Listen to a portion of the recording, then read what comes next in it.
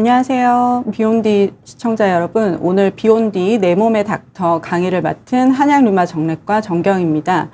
오늘 제가 말씀드릴 주제는 통풍을 스스로 관리하는 방법이라는 주제인데요. 사실 이제 비욘디 강의에서도 많은 이제 류마티스 선생님, 교수님들께서 통풍에 대한 많은 강의들을 해주셨습니다. 근데 오늘 제가 이제 스스로 관리하는 방법, 환자들의 이제 자기 주도 관리에 대해서 조금 강조를 드리고 싶은 이유는 제가 이제 1년 전에 대학에서 나와서 이 류마티스 클리닉을 열면서 1년간 이런 외래 위주의 진료를 하면서 보니까 통풍이 정말 많구나 하는 걸 한 번 더 느꼈고요. 그런데 이제 환자들의 이런 스스로 관리에 조금 도움을 많이 드려야 되겠다라는 것을 1년 동안 정말 많이 느꼈어요. 그래서 제 진료실에서도 많이 말씀을 드리고는 있지만 환자분들이 지금까지 많은 통풍 강의를 들으셨고 또 진료실에서 많은 정보를 얻고 있으시겠지만 조금 원포인트 레슨? 네, 이런 거를 조금 보충하신다는 느낌으로 가볍게 들으시면 좋겠습니다. 제가 한 10년 전에 읽었던 이제 논문인데요. 이때 이 논문의 주제가 통풍이라는 이렇게 이제 큐어러블 하다는 거니까 어떻게 보면은 거의 완치도 될 수 있는 병이 왜 이렇게 치료가 잘 되지 않냐 이런 리뷰 논문이 있었는데 굉장히 인상적이었거든요. 이 논문에서는 이제 환자의 요인과 의사의 요인이 있다. 그런데 이제 의사들의 이런 수련과 교육의 부족을 지적하기도 했지만 환자 요인에서는 교육의 부족 그리고 이제 치료 수능도를 굉장히 강조를 했습니다. 사실 이제 이 10년간 환자들이 이런 비욘디 채널이나 이런 유튜브 방송들을 통해서 사실 교육의 수준은 굉장히 많이 올라왔다고 생각이 돼요. 그렇지만 이제 이 치료 수능도 면에서 통풍이라는 질환이 꾸준히 잘 치료받기에 참 어려운 점이 있습니다. 그래서 오늘 이 치료 수능도를 같이 한번 올려보도록 하겠습니다. 통풍이 어떤 질환이고, 유병률이 굉장히 늘고 있고, 이런 것은 사실 이제 기존의 비욘디에 아주 훌륭한 강의들이 많이 있습니다. 진단과 치료, 어떤 음식을 드시면 좋을지, 그리고 무병장수하는 방법까지 강의가 정말 다양하게 있고 알기 쉬운 강의들이 있으니 이런 기본 강의들을 꼭 한번 봐주시고요. 저는 이제 그럼에도 불구하고 왜 잘 치료가 되지 않는가 이런 것을 오늘 이야기를 나눠보겠습니다. 환자분들이 이제 진료실에서 이렇게 이야기를 처음 오셨을 때 이 이야기를 나눠보면요. 일단 이제 가장 많이 하시는 말씀이 바쁘다입니다. 바빠서 병원에 잘 못 옵니다. 이런 얘기 하시고요. 그리고 사실 이제 통증이 없는 시기가 굉장히 길기 때문에 또 치료를 안 하게 되시죠. 그리고 장기간 약을 복용하는 것이 싫다. 그리고 또 이제 환자분에 따라서는 꾸준히 치료를 해야 되는지 사실은 잘 몰랐다. 그리고 이제 특히 이제 요산 강아지 치료의 초반에 이런 말씀 많이 하시는데 치료를 하는데도 왜 발작이 생기냐 이런 이제 말씀들을 하시거든요. 그리고 평소에 식단 관리나 운동 관리가 어렵다. 이런 점들을 많이 말씀을 하세요. 근데 이것이 의사 선생님들의 어떤 이제 처방이나 이런 걸로는 좀 해결이 되지 않는 점들이 있습니다. 그래서 이제 사실 맞춤 치료가 굉장히 필요한 질환인데요. 통풍이라는 것이 환자의 자기 주도 관리가 없이는 이 맞춤 치료가 사실 어렵습니다. 그래서 자기 주도 관리를 하기 위해서는 환자분들이 이제 요산 강화제를 왜 꾸준히 복용하셔야 되는지를 좀 이해를 해주셔야 되고요. 그리고 본인의 통풍 발작이 언제 생기는지에 대한 분석이 좀 스스로 필요합니다.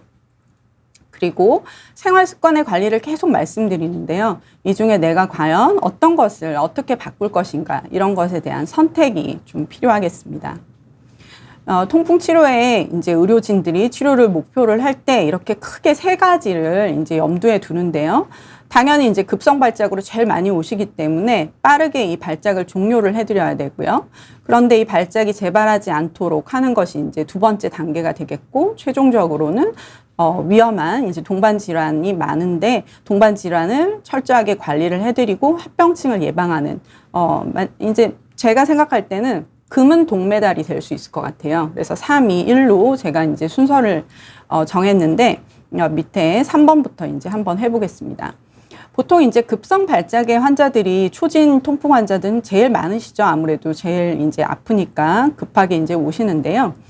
이때 환자분이 집에서 일단 해주셔야 되는 가장 큰 포인트는 최대한 빨리입니다.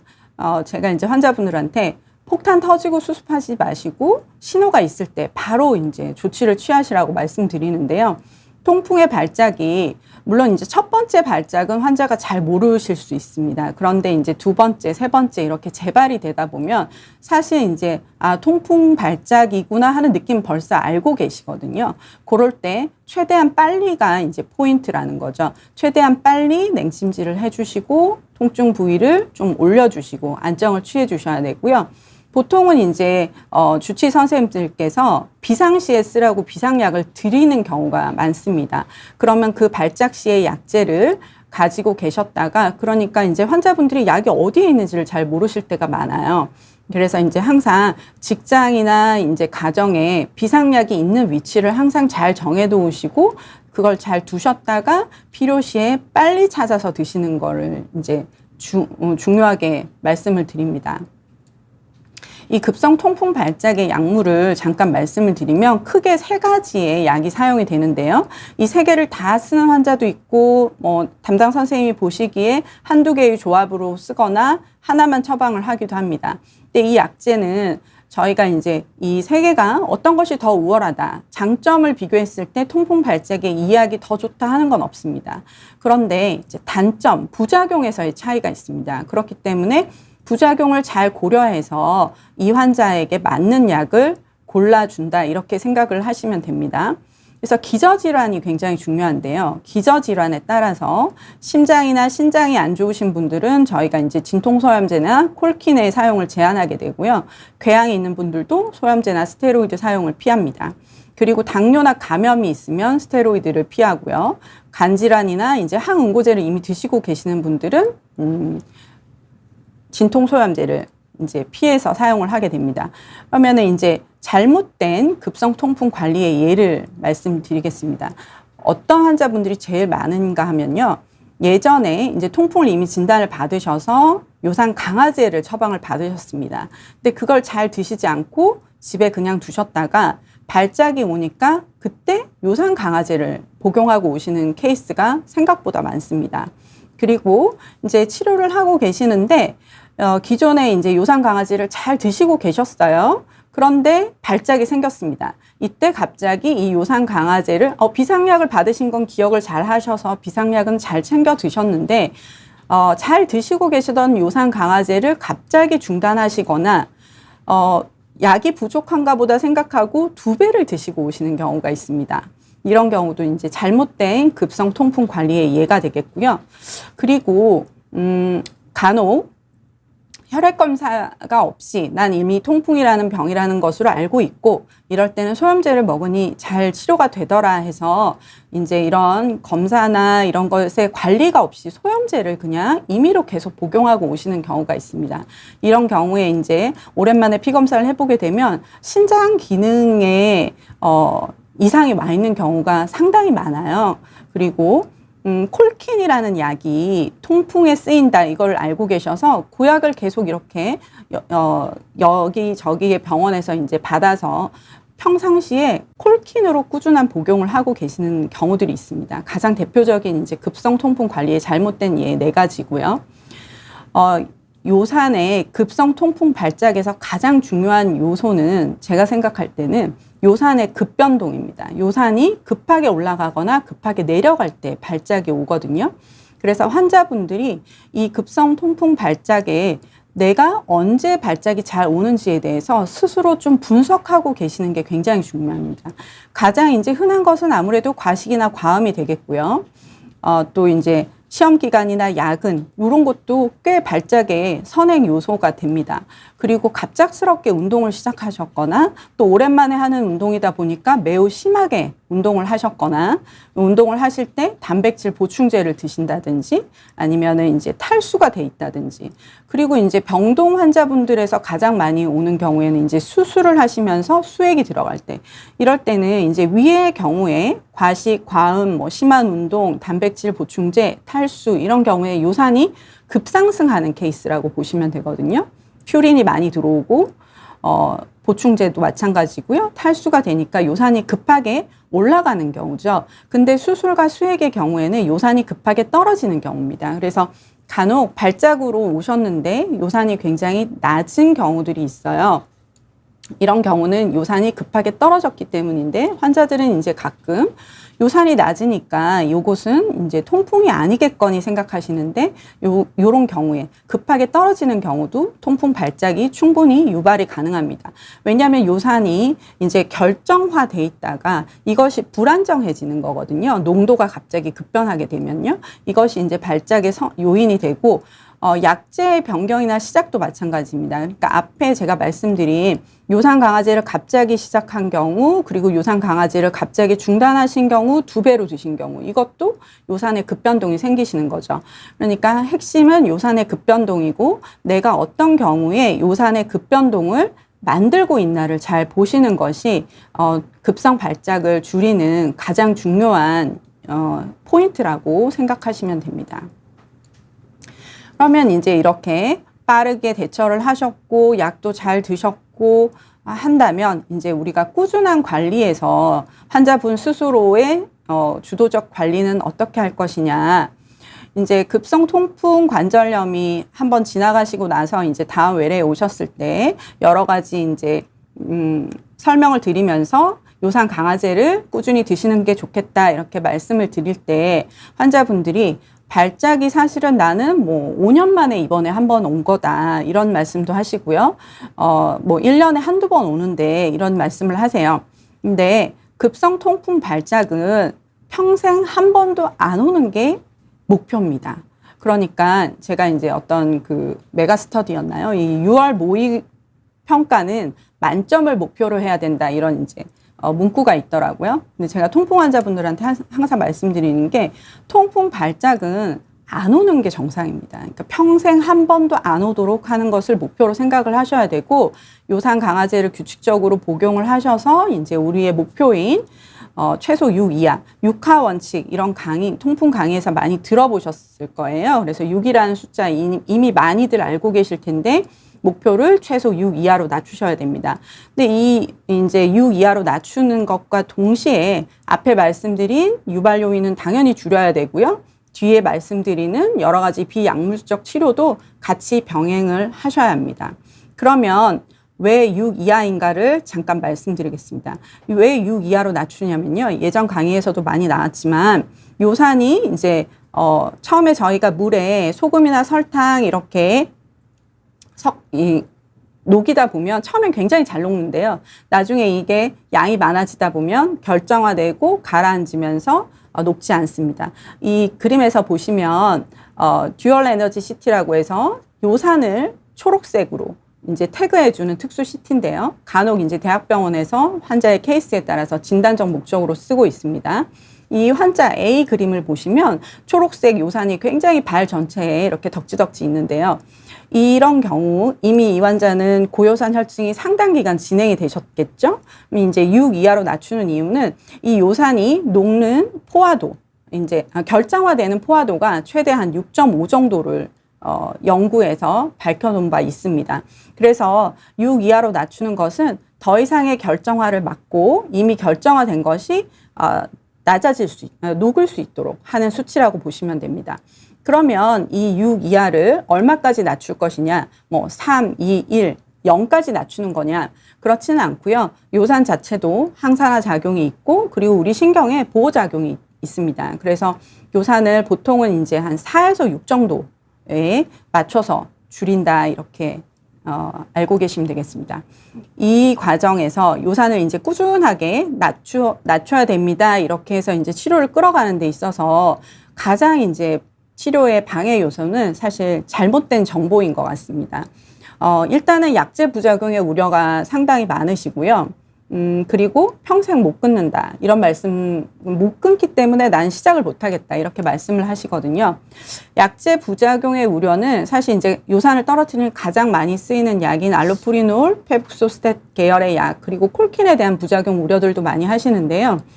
사실 이제 다 아시는 것처럼 부작용이 없는 약은 없습니다. 하지만 우리가 얻는 득이 훨씬 크고 이 환자 개개인의 부작용이 훨씬 적을 때 없거나 있다 하더라도 매우 경미할 때 그 약이 이제 처방이 되는 거죠. 알로프리놀의 경우에는 저희가 요즘 거의 대부분 위험 유전자 검사를 미리 해서 HLA-B5801이라는 유전자 검사를 해서 미리 선별을 좀 하는 편이고요. 페북소스텟의 경우에는 이제 심혈관 우려가 있었는데 지금 한국인에서는 이제 한국 그 통풍연구회의 의견은 한국인에서의 페북소스텟의 심혈관 우려는 크지 않다. 그래서 1차 약제를 유지하고 있습니다. 근데 간혹 이제 저도 페북소스텟을 40ml 이렇게 처방을 했는데 환자가 심장이 두근거린다 이런 다음 내원 시에 그런 증상이 있었다 얘기를 해주시는 경우에는 약을 바로 바꿔드립니다. 사실 그런 경우는 개개인에서 생길 수 있는 증상들이고 환자가 견딜 수 없는 부작용이라고 한다면 그것은 약을 교체해야 되겠고요. 그리고 평생 못 끊는다라는 걱정에 대해서는 사실 이제 우리가 못 끊는 약은 중독성이 있을 때 가장 이제 큰 문제가 되는데 요산약은 중독성이 있어서 못 끊는 게 아니거든요. 분명히 감량이 가능하고 끊으실 수 있지만 사실 통풍이 크게는 생활 습관이 바뀌지 않고는 이 요산의 급변동이 꾸준히 생기기가 어렵기 때문에 저희가 약을 유지하면서 요산을 조절해 드리는 거죠. 그러니까 사실 환자분이 끊고자 하는 의지가 매우 강한 경우 그리고 약을 아주 소량 쓸 수 있는 경우들도 상당히 많이 있습니다. 그리고 또 잘못된 정보가 간혹 이제 엽산, 기생충약 이런 걸로 통풍을 치료한다 이런 이제 특히 이제 광고들이 많이 있더라고요. 이제 저도 구글이 저한테 이런 광고를 띄워줘가지고 한번 이제 열어봤는데 쫙 읽다 보니까 정말 되게 막힘없이 이렇게 와 대단하다 이럴 정도로 통풍에 대해서 여러 이제 영양제를 광고를 하고 있었는데요. 이런 경우에는 사실 표준 치료가 아닌 것에 대해서는 조금 너무 이 주치료가 아닌 것에 집착해서 생각하실 필요는 없으실 것 같습니다. 임상진료 지침, 그러니까 대한류마티스학회에서 의사들에게 통풍 관리의 가이드라인을 발표할 때 요산을 떨어뜨리기 위해서 선택지를 준 약이 잔신 옥시데이즈 이니비터, 그러니까 알로프리놀과 페북소스텟 같은 약이에요. 그러니까 환자분들이 이제 드시는 약으로 자이로릭이라든지 페브릭, 페북센 여러 가지 약 이름이 있거든요. 그런 약. 그리고 요산 배설을 촉진하는 약으로 유리놀이라는 약이 있습니다. 사실 이 약만 진료 지침에서 요산을 떨어뜨리는 약제로 포함이 되어 있거든요. 그래서 요렇게 알고 계시면 되겠고요. 이 엽산에 대해서는 제가 이 광고가 재밌어서 이렇게 좀 검색을 해보니까 해당 연구들이 좀 있긴 한데요. 환자분들이 이제 저희한테도 이렇게 질문을 남겨주시기도 하지만 이제 미국에도 이런 아스라이티스 파운데이션이라고 해서 관절 에 대한 질문들을 올리시는 곳이 있더라고요. 그래서 환자가 이제 질문을 하셨는데 제가 요걸 그대로 AI 번역기를 통해 가지고 번역한 것을 보여드릴게요. 요산은 이 환자가 뭐라고 하셨냐면 요산이 굉장히 높은데 최근에 엽산을 복용했더니 요산이 정상이 됐다. 엽산하고 통풍이 이제 어떤 관계가 있냐 이런 질문을 하셨는데 이 류마티스 교수님께서 하신 답변이 이런 연구들이 있긴 있으나 이 연구들이 엽산이 요산 수치를 떨어뜨린다는 영향을 보여주지 못했다. 그러니까 영향을 미치지 않는다 이렇게 답을 주셨고 엽산이 통풍 요산을 낮춘 것처럼 보이지만 그러니까 보이지만이 포인트라고 했거든요. 그러니까 우리가 보통 옆에서 이런 얘기들 많이 하시잖아요. 나 엽산 먹었더니 요산 떨어졌어. 아니면 나 체리를 엄청 먹었더니 요산이 떨어졌어. 그렇게 하실 수 있는데 그것이 이제 우리의 표준 치료는 아니다라는 의미는 대다수의 환자한테 적용이 어렵다는 얘기입니다. 그래서 이런 것보다는 표준 치료를 기본적으로 하자. 요거를 이제 기본으로 알고 계셔야 될 것 같고요. 이것도 되게 재밌더라고요. 구충제가 이제 통풍을 치료한다 이런 게 계속 많이 있어가지고 요거는 그냥 제가 챗GPT한테 질문을 했거든요. 그랬더니 그냥 아주 심플하게 한 줄 통풍 치료에는 다른 약이 더 효과적이다 이렇게 답을 주더라고요. 통풍 치료에는 아주 효과적인 약들이 있습니다. 그러니까 이제 그 약을 주치료로 하시면 되겠고요. 그리고 이제 환자분들 중에 가끔 이제 나중에 더 좋은 약 나오면 치료하겠다 이런 말씀 하시거든요. 근데 이제 제가 얼마 전에 어떤 그 변호사님 유튜브를 보다 보니까 이분이 어깨가 이제 다치셨는데 관절은 송호프입니다 이런 얘기를 하시더라고요. 제가 환자분들한테 정말 많이 드리는 말씀이거든요. 관절은 송호프입니다, 여러분. 그러니까 통풍 관절이 방치됐을 경우에 발목이라든지 발가락이라든지 이런 데 이제 손상된 관절은 되돌리기가 어려워요. 저희가 이제 NIH의 클리니컬 트라이얼이라는 곳에 들어가면 통풍에 지금 현재 연구 중인 아니면 최근에 종료된 연구가 어떤 연구가 있고 어떤 약제가 개발 중인지 이렇게 볼 수 있거든요. 근데 지금 이제 뭐 비만 같은 경우에 아주 대단한 이제 블록버스터가 곧 한국에도 들어온다 이렇게 해서 기대를 많이 갖고 계시잖아요. 통풍은 현재 곧 출시가 될 만한 아주 대단한 약은 없습니다. 그러니까 지금 현재 표준 치료를 잘 하시는 것이 제일 중요합니다. 그리고 이제 환자분들이 그냥 이거를 난 너무 고통스럽다. 수술로 그냥 다 치료를 해버리겠다. 이런 말씀을 하시거든요. 얼마 전에 이제 비욘디에도 나오셨던 인하대 김범수 교수님의 이제 유튜브 영상 중에 통풍 수술을 하는 이제 그 수술 실제 장면을 녹화해서 올려주신 게 있더라고요. 요 영상에서 교수님께서 하신 말씀이 이것이 통풍을 이렇게 치료합시다라는 영상은 아니고 경각심을 갖자라는 의미로 올리신다고 하셨어요. 근데 통풍은 수술적 치료가 이제 환자분들이 많이 궁금해 하시는데 어떤 경우라고 보시면 되냐면요. 크게는 이 결절이 너무 커서, 그러니까 사실은 이렇게 결절이 너무 크게 가기 전에 이제 치료를 잘 하셔야 되는데 관리가 너무 안 돼서 너무 큰 경우, 신발을 신을 수가 도저히 없고, 통증이 너무 심해서 이제, 걸을 수가 없다. 이 결절 사이즈 때문에요. 그리고 결절이 부위가 앉거나 이럴 때 이제 관절의 움직임을 너무 제한한다. 이럴 때 이제 수술적 치료를 고려할 수 있겠죠. 그리고 또 한 가지는 미용적인 목적입니다. 간혹 이제 팔꿈치에 결절이 너무 크게 있으셔서 좀 대인관계나 이런 데에서 어려움을 호소하시는 분들도 계시거든요. 이런 경우에 수술적 치료를 할 수는 있겠습니다만 이 환자를 보시면은 지금 수술을 해놓은 봉합 부위에 요 하얗게 치약처럼 새어나오고 있는 게 요산이거든요. 간혹 요산 관리가 충분치 안 돼 있는 경우 이 봉합을 하고 나서 요산이 계속 새면서 상처가 벌어지는 케이스들을 심심치 않게 봅니다. 그러니까 수술은 꼭 필요한 경우 요산 수치의 조절을 매우 잘한 상태에서 염증이 없을 때 그 류마티스 선생님과 정형외과 선생님과 잘 협진하에 수술 시기를 잘 고르셔야 됩니다. 그리고 가장 결정적으로는 사실 이런 상황을 만들지 않기 위해 평소에 환자분이 자기 주도 관리를 잘 하셔야 되는 거죠.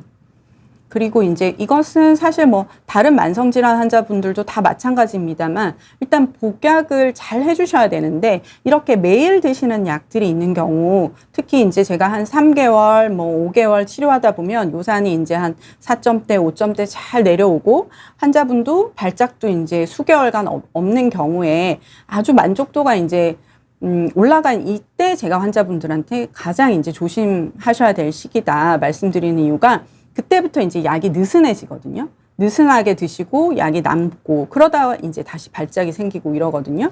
근데 그걸 이제 좀 막기 위해서는 이제 이런 그 디스펜서 케이스를 사실 이용하시는 게 좀 도움이 됩니다. 왜냐하면 나중에 이제 석 달 뒤에 병원 올 때가 됐는데 봤더니 다 약이 이만큼이나 한 통이나 남아 있었네 이렇게 되실 수 있거든요. 근데 사실 이 케이스를 좀 쓰시게 되면 일주일씩 바로바로 본인한테 피드백을 받으실 수가 있겠죠. 내가 일주일에 한 3일이나 안 먹고 있구나. 이런 이제 일주일에 피드백을 좀 받으실 수 있도록 이런 케이스를 활용해 보시는 거 괜찮고요. 그리고 이제 이 요산 강화제들은 꼭 아침에 드셔야 되고 이런 건 아니시거든요. 그러니까 이제 가장 드시기 좋은 시간으로 알람을 맞춰서 드시는 방법. 그리고 이제 나는 이런 것들도 어렵다 할 때는 사실 내 건강에 가장 관심이 많은 보호자의 도움도 좋습니다. 그래서 보호자한테 이제 부탁을 해서 꾸준한 복약을 하실 수 있도록 하는 것도 중요하고요. 일단 이제 제가 빠르게 강의를 마저 마치고 질문들을 소화를 해보도록 하겠습니다. 이제 이제 금메달인데요.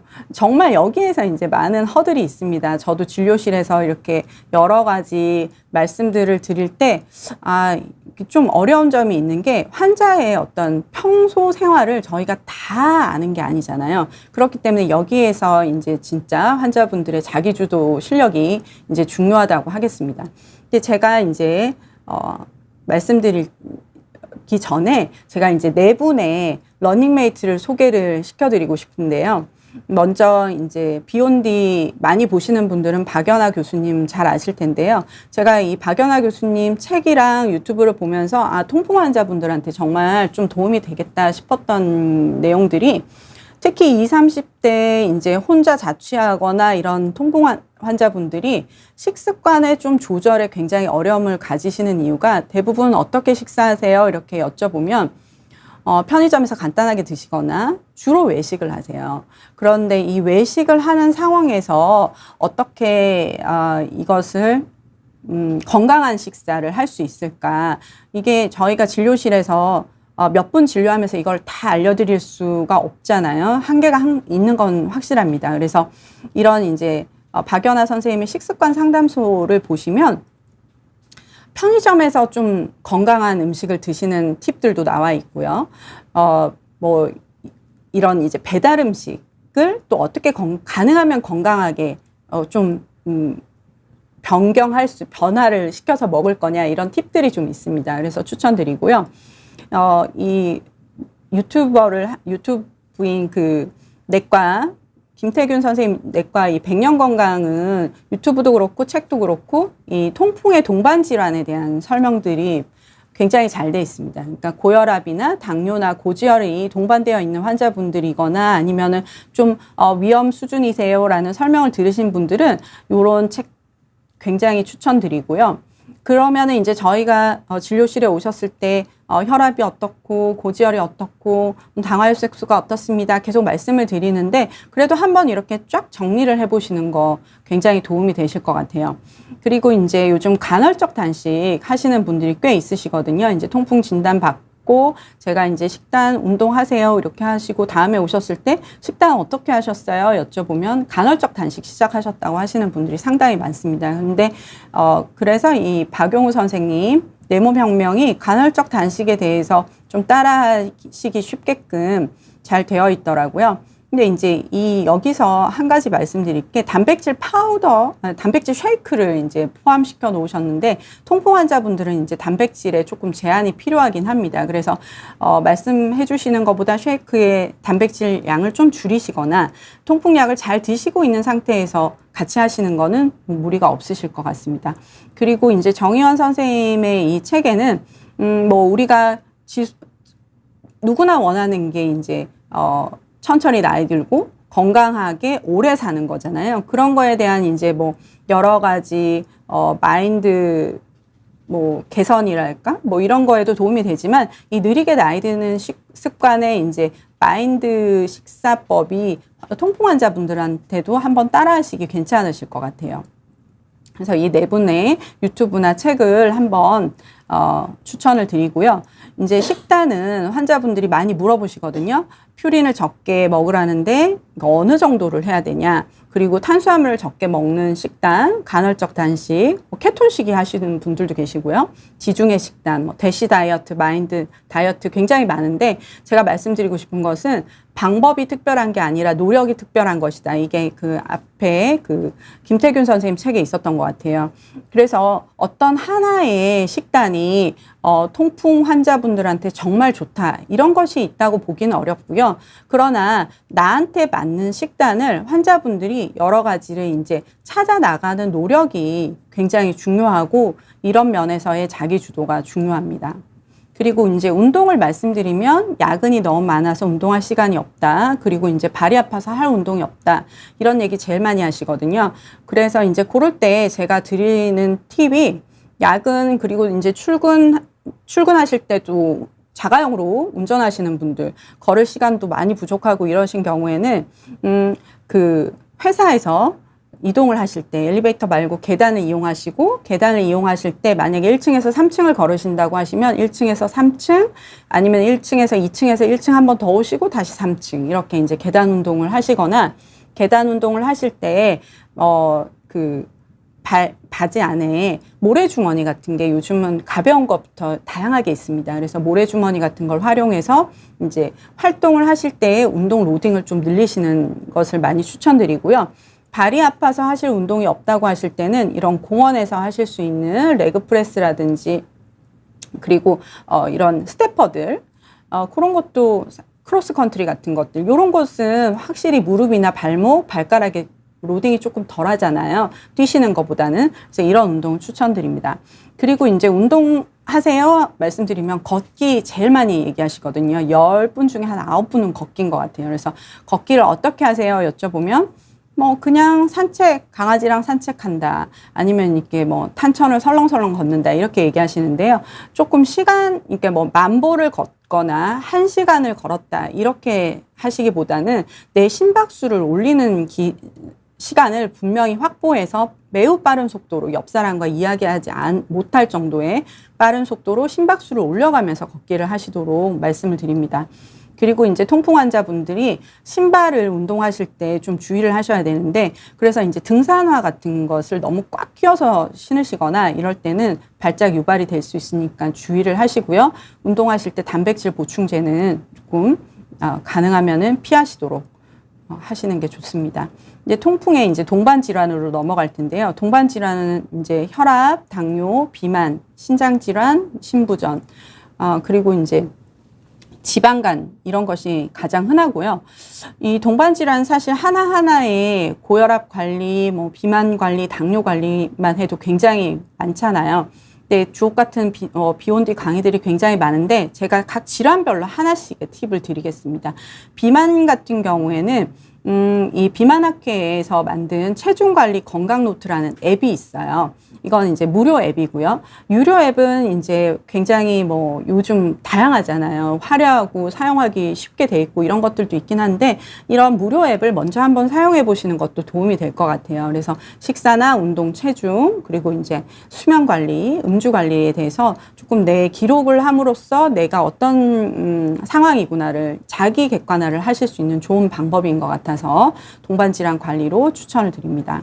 그리고 고혈압은요, 이제 통풍 발작이 있는 경우에 오시는 환자분들은 굉장히 통증이 심하고 스트레스 상황이니까 혈압이 대부분 올라가 있으세요. 그리고 평소에 평소 관리를 위해서 오시는 분들도 혈압이 높은 경우가 있습니다. 근데 병원에 오시면 이제 아무래도 배기성 고혈압이라고 해서 병원에 대한 스트레스, 의사에 대한 스트레스로 인해서 혈압이 올라가는 분들이 계세요. 그래서 이제 저는 가정 혈압계를 하나는 꼭 이제 준비를 하시는 걸 추천드리는데요. 보통 이제 통풍 환자분들 중에 간혹 요산을 직접 집에서 재보시겠다고 이제 요산 측정기를 사시는 분들도 계시긴 하시더라고요. 근데 요산 측정기보다 저는 이제 혈압 측정기를 추천을 드립니다. 혈압을 측정하셔서 어떻게 해 오시냐면 일어나셔서 이제 아침에 약 복용하시기 전 혈압과 주무시기 전 혈압을 기록을 하시고요. 이제 보통 오시기 전 2주치를 기록해 오시라고 말씀을 드려요. 그래서 2주간의 혈압을 보고, 혈압을 조절을 해야, 약물 조절이 필요한 혈압인지, 아니면 지금 주의를 해야 할 혈압인지를 가정 혈압으로 평가를 하는 것이 잠깐 3개월에 한번 내원하셔서의 혈압만 보는 것보다는 훨씬, 더 진료에 도움이 되거든요. 그래서 이런 것도 준비를 해 가시는 거 추천드립니다. 그리고 이제 콜레스테롤은 지금 최근에도 이제 그 비욘디 강의에서도 있었던 것 같은데요. 스타틴에 대한 여러 가지 우려 때문에 걱정들을 하시는데 일단은 저는 이제 이 지침에 준해서 치료를 하고 있고 환자분들한테도 이것으로 설명을 드리는데요. 여기서 이제 보시면 위험 요소를 잘 알고 계시는 게 중요합니다. 본인이 고지혈증에 대한 위험 요소, 나이는 우리가 어쩔 수 없잖아요. 그리고 가족력도 어떻게 할 수가 없고, 하지만 혈압을 잘 관리할 수 있고, 금연을 하실 수가 있고, 운동과 식단 조절을 해서 HDL을 올려볼 수 있고요. 그래서 이제 그렇게 해서 하고, 그럼에도 불구하고 LDL이 계속 높다 하면 이 위험군에 따라서 아마 선생님들이 처방을 해주실 텐데 약물 조절을 이제 주치의 선생님하고 상의하에 유지를 하셔야 되겠습니다. 그래서 주로는 LDL 콜레스테롤 중성지방으로 많이 설명을 드리고요. 이런 기준들이 있구나 하는 것을 알아두시면 좋겠습니다.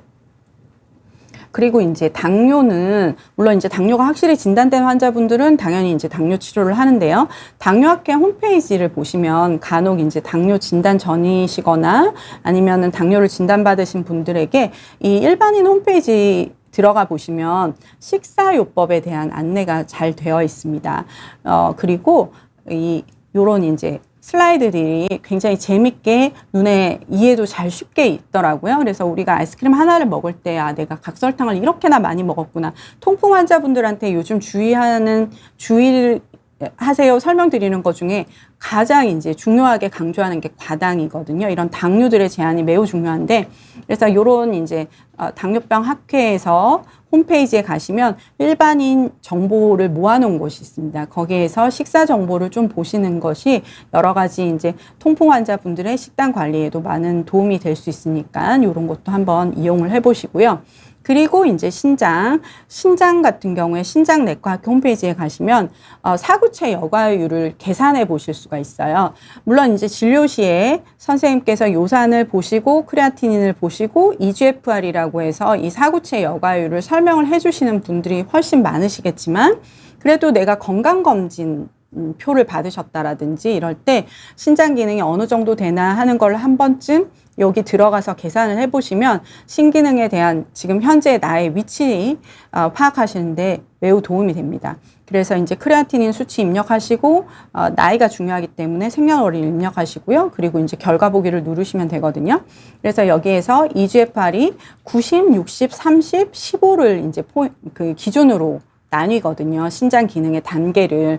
그래서 이제 보통 우리가 통풍 환자분들이 간혹 크레아티닌이 좀 올라가고 신기능이 떨어지고 이럴 때 이 단계표로 설명을 드리면 훨씬 더 신기능을 잘 챙겨야 되겠다 이런 각성을 하시더라고요. 그래서 EGFR을 본인 한번 확인해 보시는 거 도움 될 것 같습니다. 이제 거의 마지막 슬라이드인데요. 미국 심장협회에서 수명 연장의 필수 요소 8개라고 해서 이제 8개의 그 팩터들을 얘기를 했는데, 잘 보시면 건강하게 먹고 운동하고 담배를 끊고 잠을 잘 자고 그리고 체중을 줄이고 콜레스테롤과 당뇨와 혈압을 관리한다. 이건 사실 앞서 말씀드린 통풍의 동반 질환과 합병증 관리에와 다 포함되는 내용이잖아요. 사실 통풍의 근본적인 관리에는 우리가 건강하게 수명을 연장하는 관리다라고 이해를 하시면 좋겠습니다. 그래서 이제 류마티스 학회의 환자 5대 생활 수칙을 보시면 평생 관리하셔야 되고요. 요산 저하제를 꾸준하게 복용하셔야 됩니다. 요산의 농도는 6 이하로 조절을 하고요. 이런 동반이 흔한 성인병, 생활습관병, 혈압, 당뇨, 비만, 고지혈, 여기에 이제 지방간도 설명을 드리는데요. 이런 게 관리가 중요하고요. 그래서 결국 환자분들의 생활습관 조절이 필요합니다. 이 생활습관을 조절하는 게 사실 주치의가 다 해드리기가 너무 한계가 좀 있어요. 그래서 환자분들이 이런 이제 자기 주도로 생활습관에 조금 더 관심을 가지고 노력을 해주셨으면 좋겠습니다. 요약을 드리면 이 2개의 제가 사진으로 설명드릴 수 있는데요. 일단 통풍과 헤어질 결심을 하셔야 됩니다. 굳게 결심을 하신 후에 중요한 거는 이제 이 마음이 꺾이지 않으셔야 돼요. 꺾이지 않기 위해서는 이제 담당 선생님의 진료 꼬박꼬박 잘 가시는 거 중요하겠고, 이제 통풍에 대한 여러 좋은 강의들이 인터넷에 비욘디에 많이 있습니다. 이런 강의를 참고로 하시고 또 오늘 제가 알려드린 이런 포인트들을 한번 챙겨보시기를 바랍니다. 그러면 제가 강의를 여기까지 드리고요. 질문을 빨리 말씀을 드릴게요. 통풍에 안 좋은 음식은요, 이제 퓨린 식이 아니면 이제 고퓨린 음식들 검색하시면 또 그림이 많이 나와 있는데요. 제가 앞선 통풍 강의들에서 너무 많이 나온 것 같아서 이제 그 내용은 뺐는데, 보통 퓨린을 많이 올리는 음식은 가장 이제 환자분들한테 피하시라고 말씀드리는 것이 술이고요. 그리고 술도 맥주는 말고는 다 괜찮지 않냐라고 하시는데 그렇진 않습니다. 왜냐하면 맥주는 퓨린 자체를 많이 올리지만 나머지 술들은 에탄올이 결국 요산을 재흡수시키는 기 때문에 요산을 올리기 때문에 사실 좋은 술은 통풍에는 없다라고 보시면 되고요. 그리고 요즘 아주 중요한 것이 과당입니다. 그래서 사실 요즘 20대 통풍 환자들은 술보다는 제가 봤을 때는 탄산음료를 많이 드세요. 술은 요즘 별로 회식 문화도 줄어들고 해서 술을 예전처럼 많이 드시진 않는데 일상생활에서 드시는 시기들을 들어보면 굉장히 탄산음료의 섭취가 많습니다. 그래서 그런 이제 과당음료, 그리고 이제 고기류들 중에 이런 이제 붉은 소고기, 돼지고기, 이런 이제 퓨린 함량이 높은, 그리고 특히 이제 이 내장류들이 위험도가 높습니다. 그래서 이제 이런 것들을, 예, 조심하셔야 되겠고요. 네. 감사합니다. 그리고 통풍이 완치는 없고 계속 신경 써야 하는 건가? 여기에 이제 완치에 대해서 말씀드리고 싶은 것은요. 류마티스 환자분들이, 류마티스 관절염 환자분들도 이 얘기 정말 많이 하시거든요. 완치가 없다는 것에 굉장히 이제 좀, 치료의 의지를 사실 좀 꺾이는 말이긴 하죠. 완치가 없다라고 하니까 계속 신경 써야 되는, 걸까.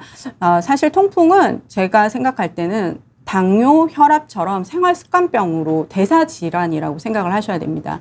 그래서 평생 관리를 하셔야 되는 건 맞고요. 근데 이 평생의 관리가 꼭 약을 평생 먹어야 된다는 말씀은 아니에요. 왜냐하면 사실 우리가 10년 뒤, 20년 뒤에는 어떤 통풍약이 나올지 모르잖아요. 그리고 관리를 잘 하셔가지고 통풍약을 줄이고, 그러니까 한 80ml 정도의 패브릭을 드시고 오셨는데, 이제 제 잔소리 잘 들으셔가지고 패브릭 한 20ml로 조절하고 있는 환자 상당히 많습니다. 그래서 계속 꾸준한 관리를 하셔야 되는 건 맞고, 평생 약을 복용하는 환자들이 훨씬 많긴 하지만, 그래도 특히 요즘 젊은 환자분들은 약의 이제 요구량을 훨씬 잘 줄이시는 것 같아요. 왜냐하면 이제 자기 관리를 좀 의외로 굉장히 잘 따라오는 환자들이 많습니다.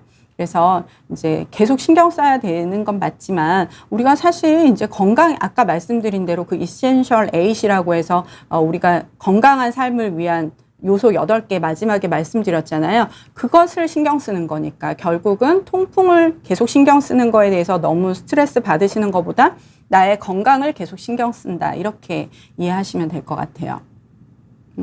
그리고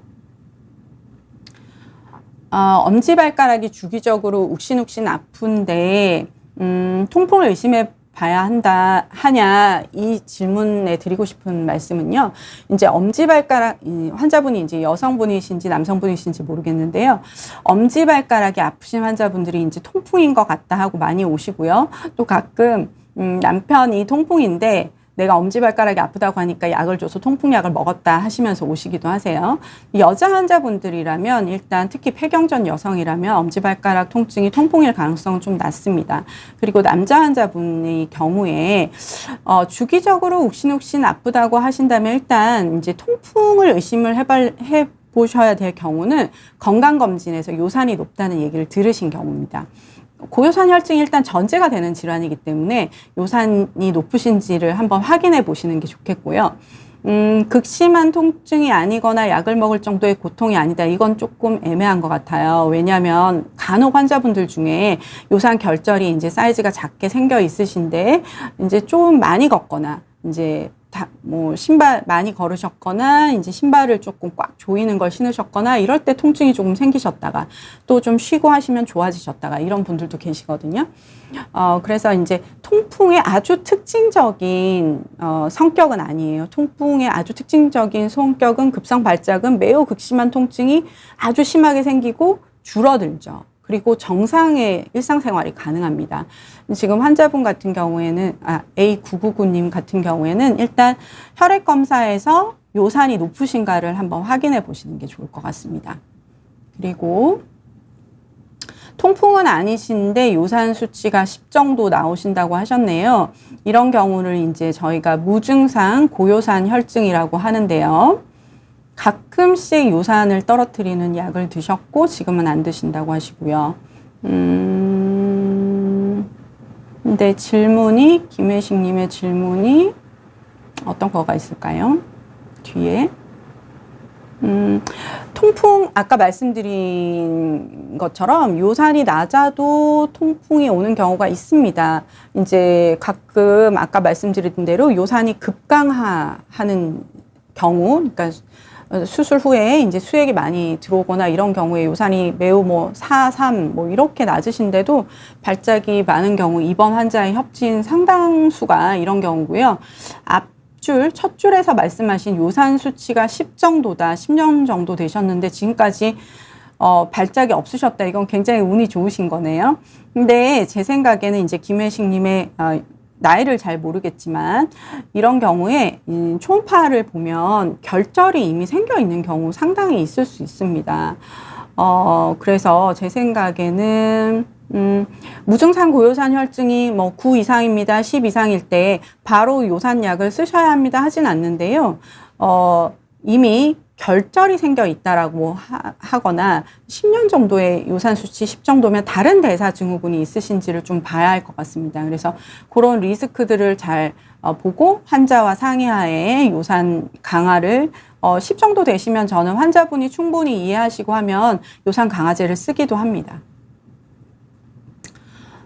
그리고 통풍 증세가 계절에 영향을 받나요? 하셨는데요. 네.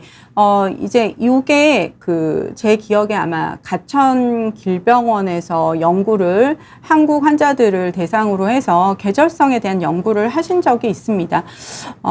그런데 이제 제가 이제 계절이나 이런 거에 대한 말씀, 보다는 지금 이제 제가 5, 6월에는 환자분들한테 어떻게 말씀드렸냐면, 지금 체중 관리, 식단 관리하기 너무 좋은 시즌이다. 지금 이제 한 2달간 뭐 3kg 빼고 오시죠. 이렇게 말씀을 드리는데요. 지금 이제 7월부터는 조금 긴장이 되는 게 저희가 이제 비상약 있으세요? 이런 거 꼭 물어보는 이유가 여름 휴가들을 많이 가시잖아요. 여름 휴가 때 또 치맥하실 수 있고 그러다 보니까 비상약 없이 가시기도 하고 휴가 시즌이 오고 또 날이 더워지고 요런 경우에 맥주 또 한 잔 하실 수 있고 그래서 이제 여름에 이제 미리 조금 주의를 드리고요.